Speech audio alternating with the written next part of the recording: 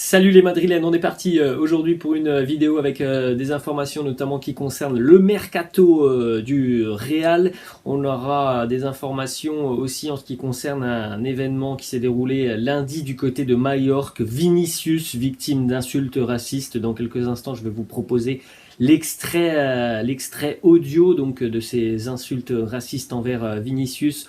Le club mallorquin a d'ores et déjà condamné cet acte. Le club travaille aussi maintenant sur les vidéos les caméras qui étaient présentes en tribune pour retrouver les auteurs de ces insultes.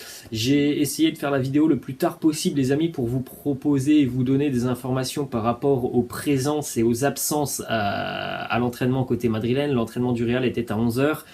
J'ai essayé donc de tourner ma vidéo le plus tard possible, donc je la fais à 11h30. Malheureusement, voilà, j'ai pas pu trouver beaucoup d'informations sur l'entraînement de la matinée, ne serait-ce aussi que des photos pour voir un petit peu qui était présent, qui était absent. Ce que l'on sait en tout cas de cette séance d'entraînement, c'est que Eder Militao est présent côté madrilène, lui qui a raté le match de lundi face à Majorque. En revanche, voilà, je peux pas vous donner d'informations sur Karim Benzema, Ferland Mendy et Rodrigo.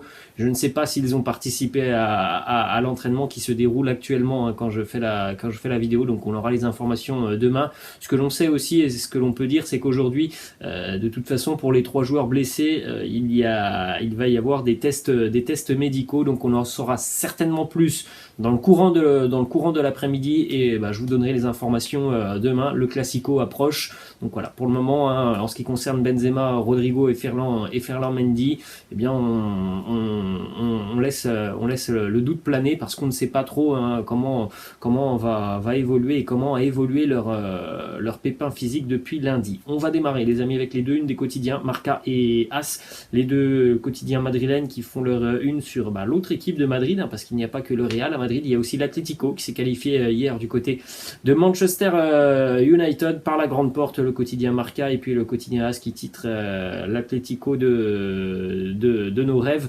On a deux petites pages consacrées quand même au Real. Le quotidien Marca qui fait sa une juste en haut, vous le voyez, avec le Real se lance dans la course pour Erling Haaland. On aura d'ailleurs quelques informations dans quelques instants.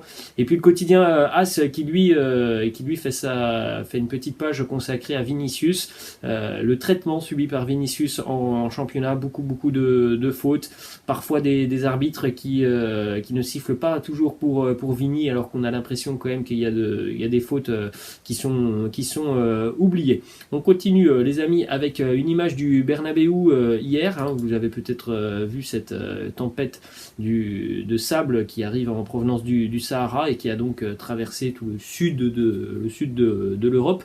Donc évidemment elle est passée au-dessus du Bernabéu avec cette image. Le Bernabéu est toujours en travaux, et puis donc cette image avec ce fond un petit peu jaunâtre. Ensuite, une info aussi qui concerne le match de ce week-end au Bernabéu, le Real qui reçoit donc le Barça, le Classico, le premier Classico d'ailleurs qui sera joué au Bernabéu depuis le mois de mars 2020.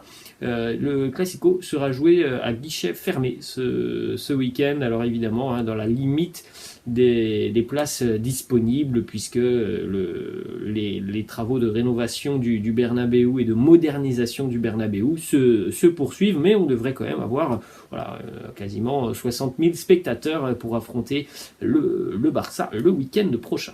On enchaîne les amis donc avec cette information qui concerne Vinicius Junior, malheureusement victime encore une fois du racisme. Lundi à Majorque, vous avez donc l'extrait vidéo et l'extrait sonore à côté de moi, donc voilà, je vais me taire quelques instants. Vous avez donc ce que l'on a pu entendre va cueillir des bananes et des cris de singe envers Vinicius. Donc voilà, vous pouvez écouter tout ça juste à côté de moi.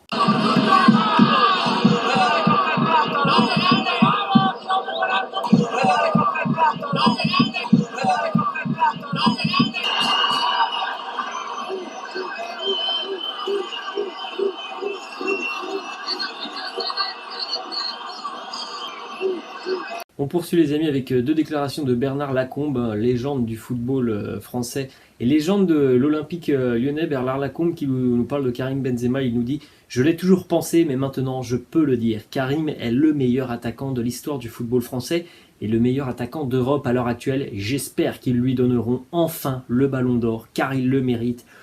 Karim qui franchement est l'un des grands favoris du Ballon d'Or cette saison. On rappelle, Ballon d'Or décerné au mois d'octobre, donc c'est au final la fin de saison hein, donc qui va peut-être permettre à Karim d'être couronné dans quelques mois. Il sera certainement à la lutte avec Robert Lewandowski et vraisemblablement aussi Sadio Mané qui ne devrait pas être très très loin. Autre déclaration de Bernard Lacombe qui nous parle d'une association future. Mbappé-Benzema, il nous dit: Mbappé est incroyable, il est différent de Karim, il est plus rapide, ensemble ils peuvent faire des choses incroyables et je pense qu'ils joueront ensemble au Real. Ensuite, on enchaîne les amis avec quelques informations qui concernent Erling Haaland. De sources sûres, le dossier a été confirmé. La décision finale d'Erling Haaland approche très très rapidement, c'est une question de quelques semaines maintenant. Pour le moment, les deux grands favoris, puisque le Barça semble être hors jeu maintenant, les deux grands favoris, toujours les mêmes, le Real Madrid et Manchester City, ce n'est plus qu'une question de semaines.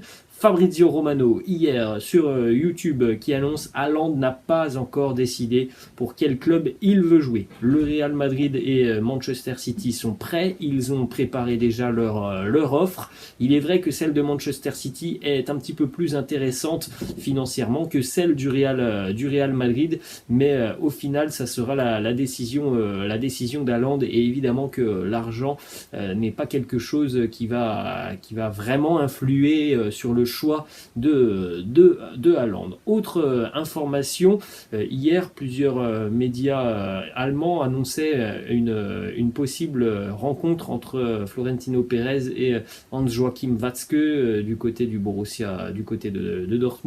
Cette information a été infirmée, il n'y aura pas de rencontre puisque tout simplement le Real Madrid est prêt à payer au Borussia Dortmund ce que le club demande pour libérer Erling Haaland. On sait aussi qu'il y aura une clause de libération pour Haaland qui sera active dans très peu de temps. Donc voilà, maintenant l'avenir d'Haaland il est entre ses mains. Il a plusieurs options devant lui et la décision sera prise très prochainement. On va poursuivre les amis avec une autre information mercato qui concerne un milieu de terrain. C'est là aussi l'un des dossiers chauds du Real sur le prochain mercato. Bon voilà, hein, on parle très régulièrement de Haaland, de Kylian Mbappé. Le dossier qui serait en haut de la liste aussi après donc Haaland et Mbappé, c'est le dossier Aurélien Tchouaméni, le renfort au milieu de terrain du côté de l'AS Monaco. Tchouaméni lui serait déjà ok hein, pour rejoindre le Real Madrid. Les dernières informations font état de négociations qui pourraient être simplifiées par l'AS Monaco qui ne retiendra pas forcément le joueur. 50 millions d'euros, ça pourrait aussi être une offre suffisante pour convaincre les Monégasques de se séparer de Tchouaméni. Donc le Real a les cartes en main pour attirer le Français qui lui semble être plutôt ok à l'idée de rejoindre le Real et de venir encore une fois renforcer le milieu de terrain. Une information sur un joueur qui pourrait là être amené à quitter le Real cet été, Eden Hazard, qui plaît toujours beaucoup en Première Ligue. Arsenal mais aussi Newcastle sont très intéressés. Les Gunners d'Arsenal sont déjà venus prendre des informations et l'intérêt est réel hein, de la part des hommes de Mikel Arteta. Pour le moment, du côté d'Eden Hazard, on a un contrat avec le Real Madrid. On n'envisage pas pour le moment un départ du club, mais évidemment que la situation pourrait être amenée à bouger parce que l'on voit déjà depuis le début d'année 2022 un Eden Hazard qui est cantonné au banc de touche par Carlo Ancelotti. C'est une situation évidemment qui ne peut pas durer pour Eden Hazard. En tout cas, je lui souhaite de retrouver les terrains, que ça soit au Real ou ailleurs. Ce n'est pas une situation qui est durable pour Eden Hazard. On va terminer cet épisode l'épisode, les amis, avec une petite information qui concerne le Real, qui a fait un très beau geste pour le peuple ukrainien et notamment les nombreuses personnes, hein, ça se compte en millions de personnes qui ont dû donc quitter prématurément et rapidement leur foyer. Le Real a fait un don de 1 million d'euros aux populations ukrainiennes qui ont donc dû tout quitter. Voilà les amis, la fin de cette vidéo, j'espère que ça vous a plu et donc comme je vous l'ai dit, on se retrouvera demain pour avoir des informations sur l'état de santé des joueurs blessés lundi du côté de Majorque.